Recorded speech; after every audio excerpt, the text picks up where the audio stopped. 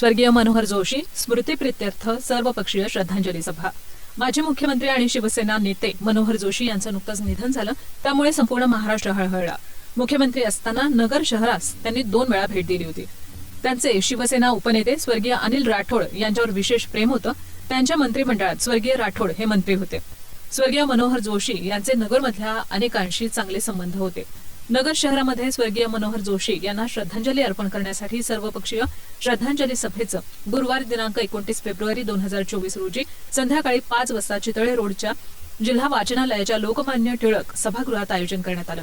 या श्रद्धांजली सभेसाठी सर्वपक्षीय पदाधिकारी, कार्यकर्ते आणि नागरिकांनी उपस्थिती लावली होती। यावेळी प्रथम महापौर भगवान फुलसौंदर यांनी स्वर्गीय जोशी यांच्या आठवणींना उजाळाही दिला। खरं म्हणजे मनोहर जोशींचा आणि माझा काही जास्त परिचय नाही, परंतु अनिल भैया असतील, पादाडे साहेब असतील, नगर शहरातील ज्येष्ठ शिवसैनिक असतील, यांच्या सगळ्यांच्या सांगण्यातून, बोलण्यातून मी माझ्या मनात त्यांचं चित्र तयार केलं। म्हणजे आताच्या वक्त्यांनी सांगितलं, भिक्षुकी ते मुख्यमंत्री, मुख्यमंत्री ते लोकसभेचे अध्यक्ष, एवढं मोठं पद मिळवणं ही काय साधी सोपी गोष्ट नाही। आजकाल साधा आमदार व्हायचं असलं तर एखादा कारखाना लागतो, झंझेसाहेब, खासदार व्हायचं असेल तर 4-5 शैक्षणिक संस्था लागतात, आणि मुख्यमंत्री व्हायचं असेल तर काय काय लागत असेल हे मला माहीत नाही। बेरड सर, तुमच्या सांगण्यावर, कारण आजकाल सगळी पदं ही लिलावात गेली जातात, परंतु भैयासारखा एक म्हणजे पावभाजीवाला माणूस 25 वर्ष आमदार होणं, समजा आमच्यासारखे सैनिक म्हणजे कारखानाच आहे, एक शिवसैनिक घराण्याचा कारखानाच होता। बाळासाहेब ठाकरे, मनोहर जोशी, अनिल भैया हे सगळे लोक म्हणजे एक मोठा कारखाना होता शिवसैनिक घडवण्याचा। अनेकांना पदं त्यांनी दिली, छोटे छोटे। मला सांगा ना, आज नगरशोक व्हायला सुद्धा वडील कुणीतरी असेल पाहिजे लागतं, किंवा घरातले आजूबाजूचे लोक लागतात।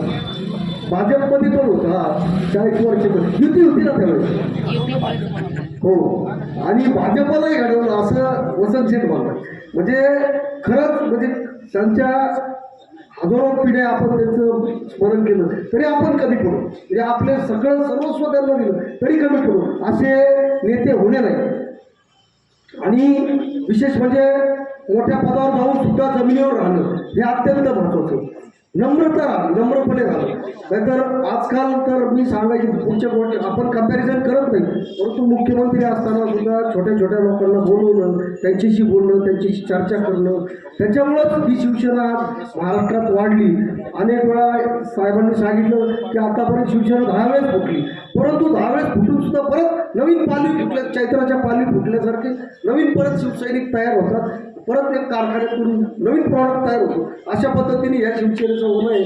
आणि मी काही जास्त बोलत नाही। आपण ह्या सभेसाठी सर्वजण, फक्त एक छोटंसं निमंत्रण मिळालं, सर्वजण उपस्थित राहिला, मी खरं आभारासाठी तुम्हाला हे करतो।